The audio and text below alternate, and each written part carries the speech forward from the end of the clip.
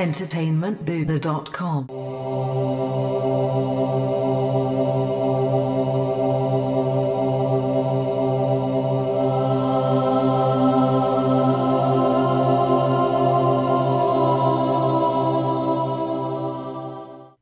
Hey now, GOT fans, Matt Haywood from entertainmentbuddha.com to kick off this season's top moments countdowns on our YouTube channel, youtube.com/entertainmentbuddha. So just like we do for The Walking Dead, we're going to watch the newest episode of Game of Thrones, tick off the top moments, and then recap them in a video like this. Alright, sound good? So here we go. We're in Game of Thrones, we're in Season 7, we got Dragonstone, which was the premiere episode, and it was fantastic. Lots of stuff set in motion, so let's get down with the countdown. First top moment from Dragonstone came right at the beginning when I personally thought that we were seeing some sort of a flashback. You know, Walder Frey's up there talking about how he never gives more than 2 feasts in a fortnight, but he's called all the male Freys in to award them for just being Freys. And lo and behold, it is revealed that this is not Walder Frey. We knew that. We knew that Arya killed him. It was Arya wearing his face and using her skills as a men without face to wipe out the Freys totally. They're gone. Arya is the bomb. The second top moment of Dragonstone is when Bran arrives at the wall. Now, wasn't a great scene, wasn't nuts, no major revelations besides the Night King, and all zombies are headed south. But Bran showing up at the wall is huge because that's going to get him connected back to reality or society, and eventually he's going to get his message out about the Night King and maybe what he saw about Jon Snow's true parentage. So, a top moment, although it was rather lackluster.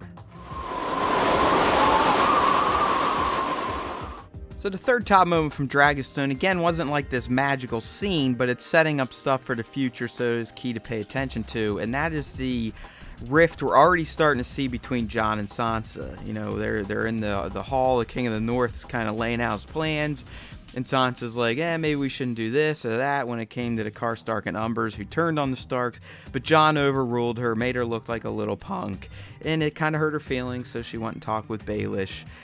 Something's going to go down between these two. I mean, there's going to be some bad blood, or Jon's going to make a move without taking Sansa's advice, and it's going to bite him in the ass. So this is more of a top moment because of what could come out of it type of scene.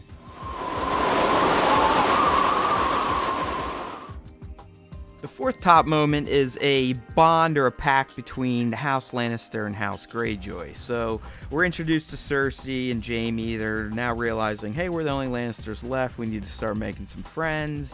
And Cersei's like, screw this, screw that, yada, yada, yada.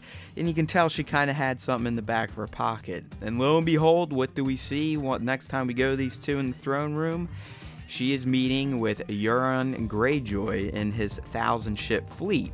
So Euron shows up and basically pledges his fleet to the throne if she will marry him and make him king, because we all know that's what he wants to be.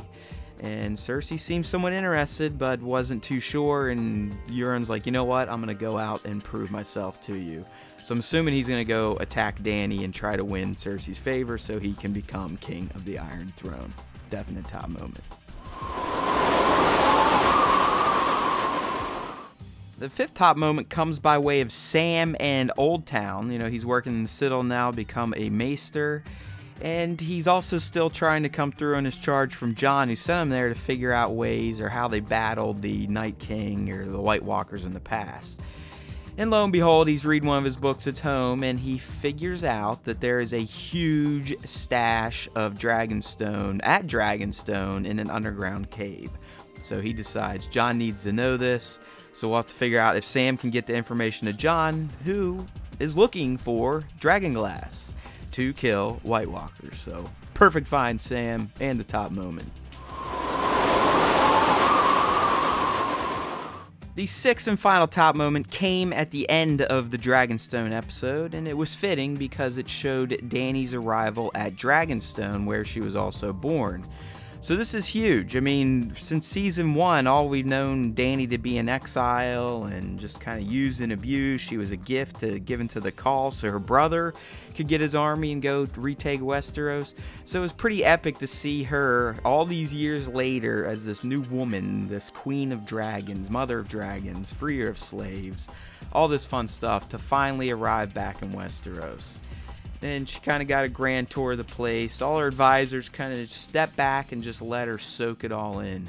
So Dany is home, and we know she's ready to get down to business, because right at the end, as she was in the war planning room that Stannis was using, she looked at the map of Westeros and pretty much said, all right, where do we start? And that's where we left things at the end of Dragonstone, a rather fantastic season premiere of Game of Thrones.